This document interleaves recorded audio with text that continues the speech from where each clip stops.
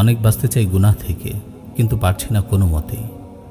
আসলে এই সমস্যাটা শুধু এই ভাইয়ের একার না, আজ অনেকের অবস্থাই এমন, গুনাহ থেকে বেঁচে থাকার চেষ্টা করেও বাঁচতে পারছে না, বারবার গুনাহে জড়িয়ে পড়ছে। এমনটা কেন হচ্ছে? আসলে গুনাহ থেকে বেঁচে থাকার উপায় কী? এর উত্তরেই আমি আমার প্রিয় ভাই ও বোনদের উদ্দেশ্যে আজ কিছু উপদেশমূলক কথা বলবো, যেন তারা গুনাহ থেকে বেঁচে থাকার কার্যকর কিছু দিক নির্দেশনা পায়। ১. অন্তরে আল্লাহর ভয় জাগ্রত রাখুন। তাকওয়া অর্থাৎ আল্লাহ ভীতিই পারে একজন মানুষকে গোপন প্রকাশ্য সব ধরনের গুনাহ থেকে বাঁচিয়ে রাখতে।